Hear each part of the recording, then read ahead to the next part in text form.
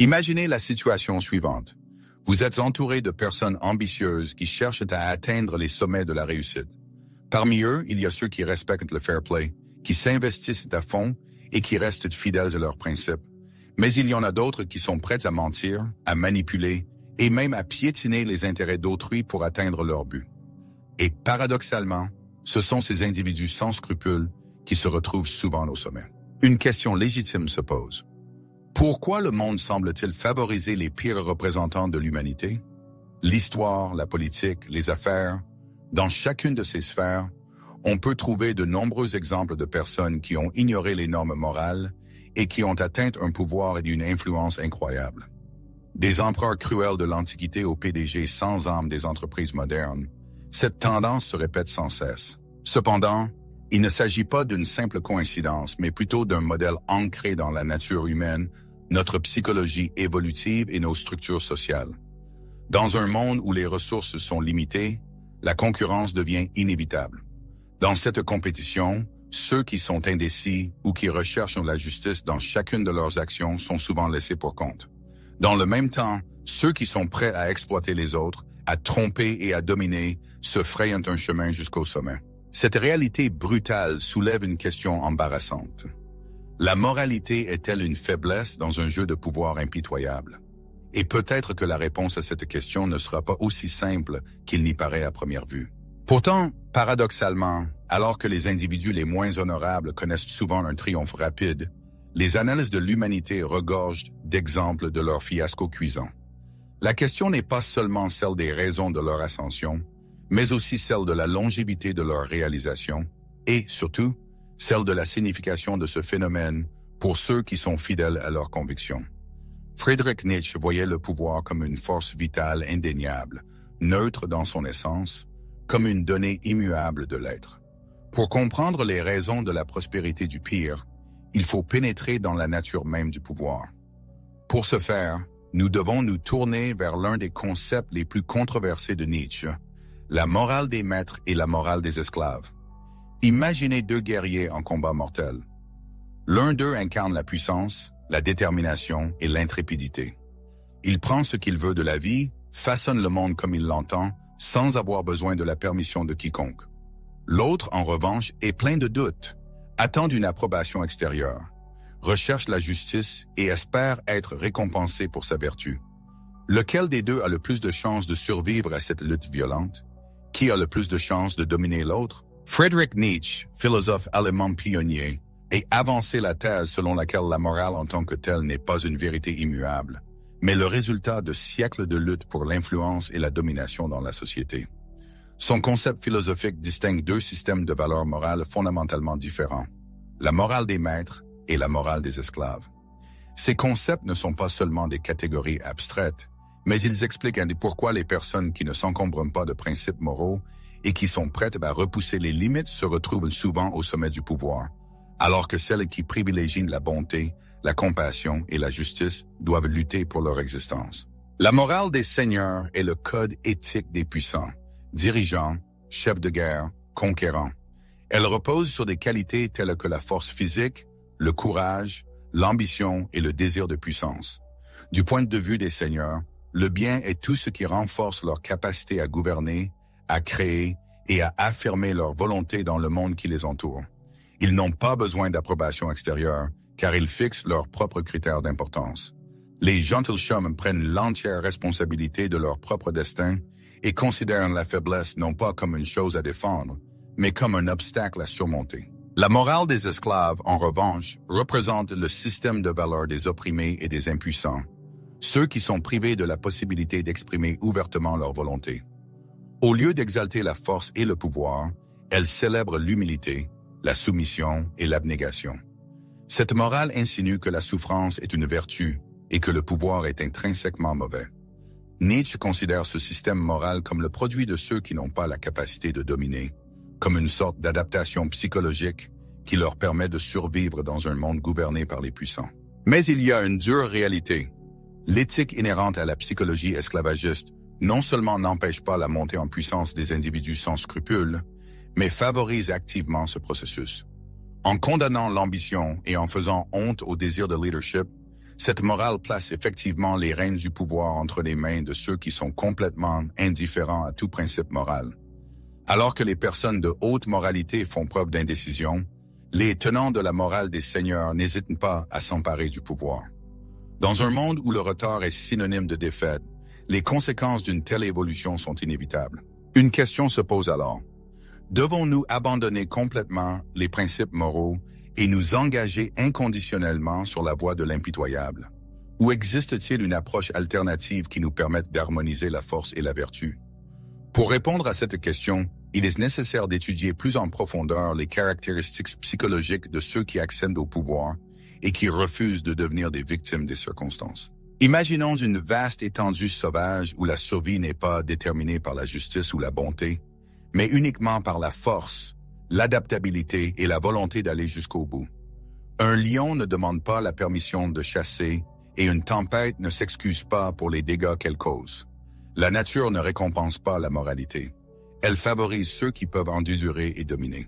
Dans la société humaine, malgré toutes les lois et tous les arrangements sociaux établis, la lutte primitive pour l'existence continue à brûler sans relâche.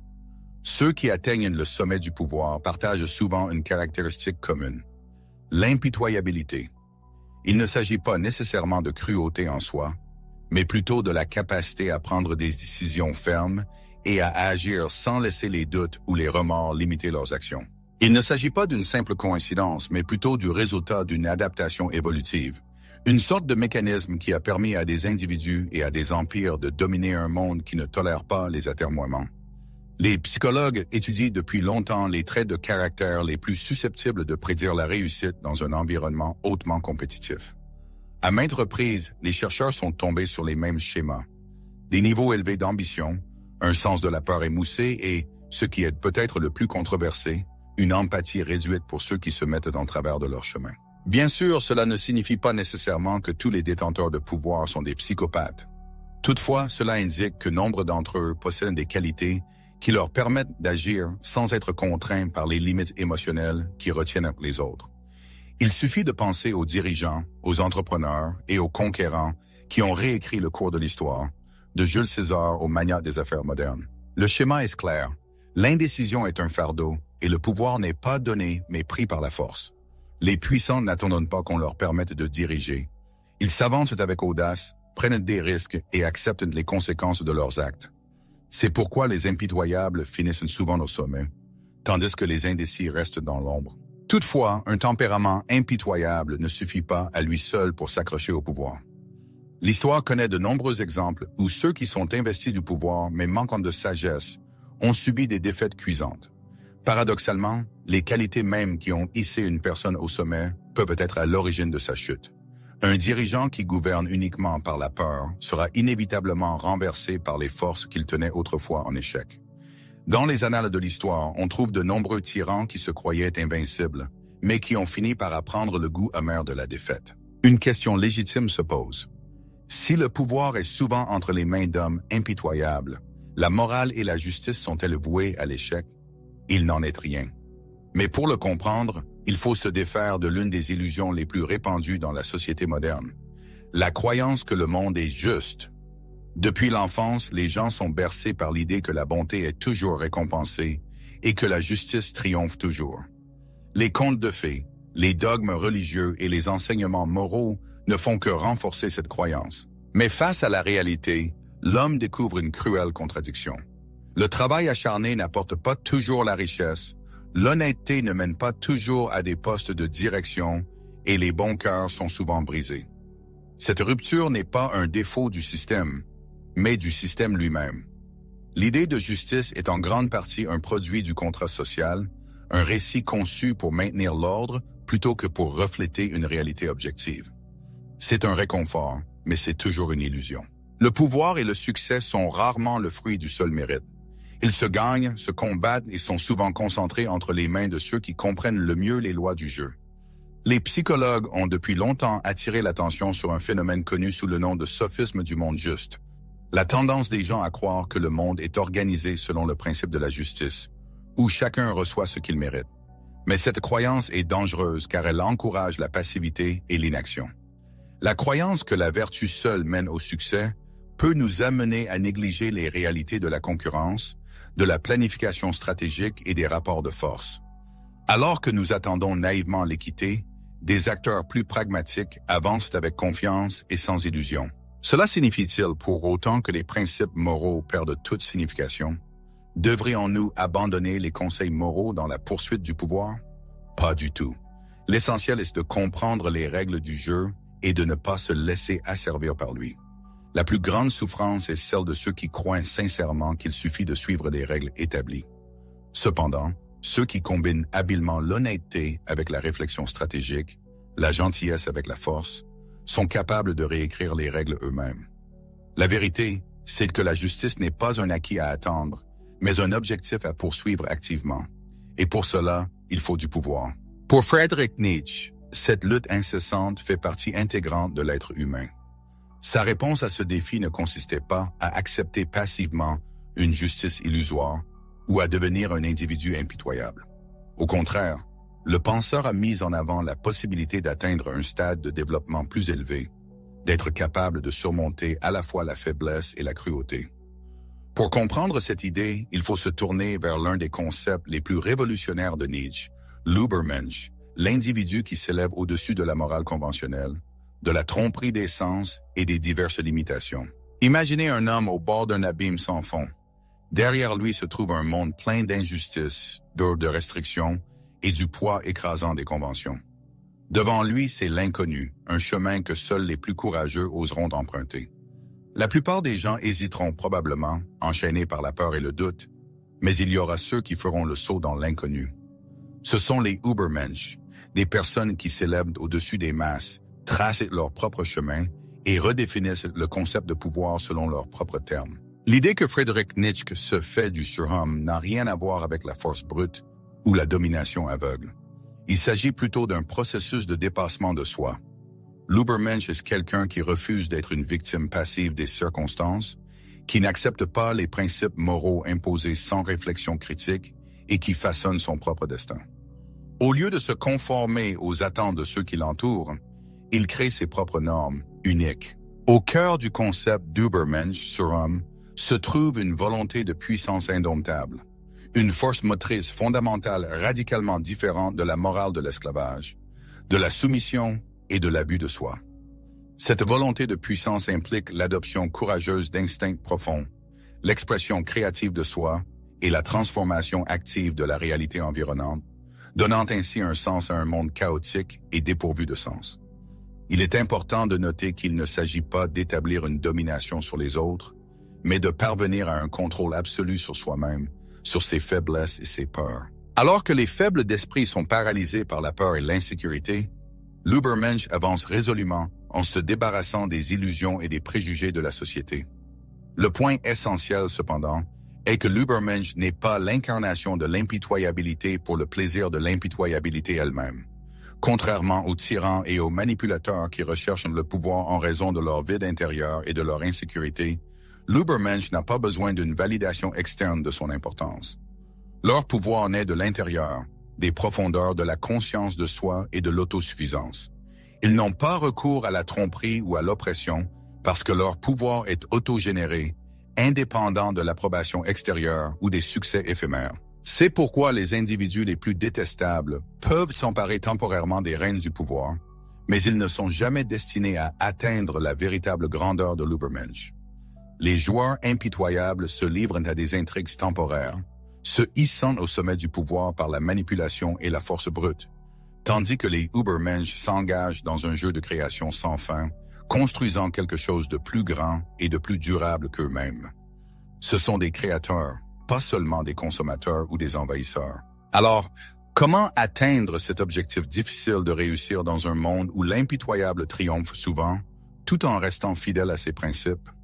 La solution consiste à repenser le concept même de pouvoir, à le comprendre non pas comme un outil d'agression, mais comme un instrument efficace pour atteindre des objectifs. La première tâche est d'apprendre à rivaliser efficacement dans un environnement où la gentillesse et la pitié ne sont pas toujours appréciées. Imaginez un jeu complexe, où les enjeux sont extrêmement élevés et où les règles sont fixées par ceux qui sont prêts à tous les sacrifices pour gagner. Dans une telle situation, si vous doutez, Si vous croyez naïvement que la justice prévaudra, la défaite est inévitable. Cette dure réalité, beaucoup y sont confrontés dans le monde des affaires, de la politique et dans la vie de tous les jours. Les joueurs impitoyables le savent bien et n'hésitent pas à prendre ce qu'ils veulent. Mais faut-il vraiment devenir comme eux pour survivre? Pas du tout. Une erreur courante consiste à croire qu'il n'y a que deux possibilités: être un prédateur impitoyable ou devenir une victime sans défense. Or, il existe une troisième voie qui allie réflexion stratégique et honnêteté sans faille. Cette façon de faire permet de rivaliser avec succès sans compromettre ses principes moraux. La philosophie de Nietzsche n'appelle pas à rechercher aveuglément la domination, mais à surmonter les faiblesses tout en préservant son individualité et son authenticité. L'essentiel est d'apprendre à comprendre et à utiliser le pouvoir sans en devenir l'esclave. La nature humaine recèle l'illusion profonde que le monde est forcément juste. Mais la réalité est cruelle et inexorable. Il n'y a pas de justice en tant que telle, et il n'y en a jamais eu. Les individus les plus perspicaces et les plus puissants s'en rendent compte dès l'aube de leur vie. Ils ne perdent pas leur temps précieux en lamentations stériles sur l'injustice perçue, mais étudient scrupuleusement les règles du jeu existant afin de les retourner en leur faveur. Il ne s'agit pas d'un appel à l'abandon des principes moraux, mais plutôt de reconnaître que le pouvoir est intrinsèquement neutre. Et ceux qui comprennent sa nature sont ceux qui le maîtrisent le mieux. De nombreuses personnes échouent précisément parce qu'elles croient naïvement que la vertu suffit pour réussir. Or, le pouvoir est rarement donné de plein gré. Il faut le conquérir. Cela ne signifie pas qu'il faille devenir un tyran impitoyable, mais cela implique une compréhension profonde de la psychologie de ceux qui cherchent à vous utiliser à leur propre fin. L'empathie stratégique est l'art de lire les gens comme dans un livre ouvert, de reconnaître leurs arrière-pensées et d'anticiper leurs actions futures. Elle vous permet de naviguer dans le monde de la tromperie et de la manipulation tout en restant honnête et incorruptible. La majeure partie de l'humanité est sous l'emprise de la peur. Peur de l'échec, peur d'être rejeté par la société, peur d'être seul. Cependant, l'Ubermensch sur homme développe une force intérieure inébranlable. Cela signifie une volonté de faire face à l'inconfort, de prendre des risques justifiés et de se forger une voie unique malgré l'opposition farouche des autres. Les personnes qui réussissent le mieux ne perdent pas de temps à demander la permission. Elles créent des opportunités là où il n'y en a pas. Deux manifestations très différentes de l'impitoyabilité peuvent être observées dans la société humaine: l'impitoyabilité irréfléchie et l'impitoyabilité contrôlée. La première est un comportement destructeur dépourvu de toute finalité, tandis que la seconde est une qualité précieuse qui permet de prendre des décisions difficiles sans la moindre hésitation. Le pouvoir, comme nous le savons, exige la capacité de rejeter les liens destructeurs, de prendre des mesures impopulaires et d'affronter avec courage les vérités désagréables. Il ne s'agit pas d'une manifestation de cruauté, mais plutôt d'une démonstration de volonté et de caractère. Toutefois, la clé réside dans la capacité à déterminer correctement quand et comment appliquer ce caractère impitoyable. Les personnes enclines à agir sans pitié atteignent souvent le sommet du pouvoir avec une rapidité étonnante, mais chutent tout aussi rapidement. La raison n'en est que leur domination ne repose pas sur la création, mais sur l'exploitation des autres. Un vrai leader, au contraire, construit, qu'il s'agisse d'une entreprise prospère, d'une idée innovante, d'un mouvement social ou d'une transformation personnelle. En créant de la valeur, il devient indispensable et n'a pas besoin de recourir à la manipulation, car son pouvoir est gagné par l'honnêteté et non par la tromperie et la violence. Une question légitime se pose. Est-il possible de réussir dans un monde qui semble récompenser les impitoyables? La réponse est sans équivoque. Oui, c'est tout à fait possible.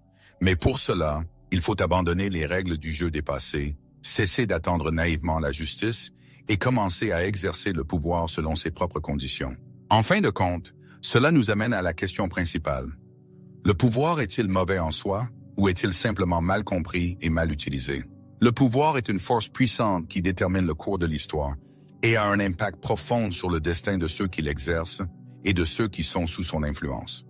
Cependant, la question de savoir si le pouvoir est intrinsèquement mauvais reste un sujet de débat. Les réflexions philosophiques de Nietzsche sur la nature du pouvoir proposent non seulement le concept de domination, mais aussi l'idée de création et de dépassement de soi. La recherche du pouvoir, comme l'affirme Nietzsche, est souvent mal interprétée. Elle ne consiste pas à supprimer les autres, mais à s'efforcer constamment de s'améliorer, de surmonter les limites existantes et d'atteindre de nouveaux sommets. Néanmoins, des exemples historiques montrent que le pouvoir devient souvent un catalyseur de la corruption. De nombreux dirigeants, après avoir pris le contrôle des leviers du pouvoir, succombent aux tentations de l'égoïsme, de la cupidité et de la tyrannie. Ce paradoxe soulève la question suivante. Le pouvoir est-il mauvais en soi ou ne fait-il que révéler les défauts cachés de la nature humaine? Selon Nietzsche, la véritable essence du pouvoir ne réside pas dans le fait de nuire à autrui, mais dans l'amélioration de soi, la recherche de la grandeur et la création de nouvelles valeurs libérées des contraintes de la moralité publique. Cependant, les principes moraux généralement acceptés nous font souvent considérer la recherche du pouvoir comme quelque chose de répréhensible. Dans une société où la vertu est honorée par-dessus tout, ceux qui recherchent le pouvoir sont considérés avec méfiance. Et si cette attitude était erronée? Et si en rejetant les codes moraux imposés par la société et en créant ses propres règles, une personne montrait simplement la vraie nature de la vie, brute, sans filtre et sans compromis? Friedrich Nietzsche n'a pas réduit le concept de volonté de puissance à un banal désir de domination. Pour lui, il s'agissait d'une force intérieure fondamentale, d'une soif inextinguible de vivre dans toute sa plénitude et d'un désir de libérer le potentiel humain illimité. Dans ce contexte, le pouvoir apparaît comme un impératif moral appelant l'individu à se défaire des chaînes des préjugés sociaux et à déterminer les paramètres de son existence en toute indépendance. Cependant, une question naturelle se pose. Toute aspiration au pouvoir est-elle automatiquement vertueuse? La réponse n'est pas si évidente. Le chemin vers le pouvoir est une voie à double sens qui peut mener aussi bien à l'illumination spirituelle qu'à l'effondrement total. Le facteur clé ici est l'intention. La soif de pouvoir est-elle un simple outil pour soumettre la volonté de quelqu'un d'autre, ou s'agit-il d'un processus complexe d'amélioration de soi et de création d'une réalité conforme aux aspirations les plus sublimes de l'individu? Le pouvoir est-il donc un mal absolu? Pas du tout. Il est comme un outil qui, dans les mains d'une personne vertueuse, peut faire des merveilles, mais qui, dans les mains d'un égoïste et d'un oppresseur, révèle les aspects les plus sombres de la nature humaine. Nietzsche nous invite à repenser le pouvoir, à le considérer non pas comme une source de danger, mais comme une opportunité de réalisation de soi, exigeant discipline, force d'esprit et fidélité inébranlable à l'idée d'une amélioration constante.